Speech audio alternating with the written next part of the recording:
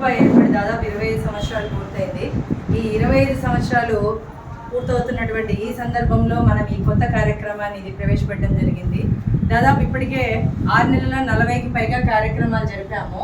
ఇది కొత్త కార్యక్రమము. ఈరోజు వరప్రసాద్ సార్తో ఇది మొదలు కావడం నాకు చాలా ఆనందంగా ఉంది. ఎందుకంటే మనం యాక్చువల్గా పిల్లలు బర్త్డే అట్లా అనుకుంటారు, యాక్చువల్గా అది కాదు. ఇక్కడ కేక్ కటింగ్ ఇది ముఖ్యం కాదు. మనందరం కలుస్తున్నాం ఒక చోట, అందరం కలిసి ఎలా ఉన్నారు ఏంటి అని మాట్లాడుకోవడం, ఒకరింటికి ఒకరు వెళ్ళడం. మామూలుగా అయితే అవోబా ఆడ కలుస్తాము, ఎవరిళ్ళకి వాళ్ళు వెళ్ళిపోతాం. అలా కాకుండా మన అవోబా సభ్యుల ఇంటికి వెళ్ళి మనం కలవడము, వాళ్ళు మనకి అది మనకెంతో ఆనందాన్ని ఇస్తుంది. ఇలాంటి కార్యక్రమాలు మనం ఇంకా చేయడం ద్వారా అవోబా సభ్యుల మధ్య సహాయ సహకారాలు ఎక్కువ ఉండాలి, ఒకరితో ఒక కుటుంబ సభ్యుల మాదిరి ఉండాలి అనే విధంగా నేను కోరుకుంటున్నాను. మనం కొన్ని కార్యక్రమాలు చేయాలని ఉన్నాము. వాటికి కూడా మీ సహాయ సహకారాలు కావాలని కోరుకుంటున్నాను. కానీ ఇక్కడ ఈ సీనియర్ మోస్ట్ అయినటువంటి సార్ జరపడం వల్ల అటువంటి వాళ్ళు మనం ఆదర్శంగా తీసుకోవాలి.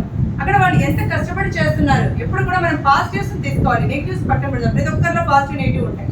వాళ్ళ పాజిటివ్స్ మనం తీసుకోవాలి.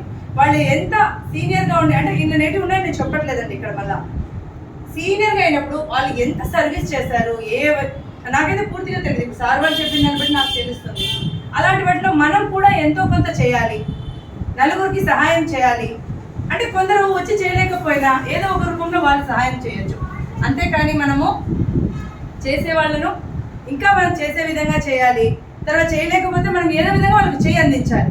మనం ఉండినా ఉండకపోయినా వాళ్ళకి చేయి అందించే విధంగా ఉంటే అన్నీ కూడా కార్యక్రమాలు, మన అవోబా కార్యక్రమాలు సక్సెస్ అవుతాయి. అంటే అది మనీ రూపంలో కావచ్చు, ఒక హెల్ప్ రూపంలో కావచ్చు, ఒక్కొక్కరు.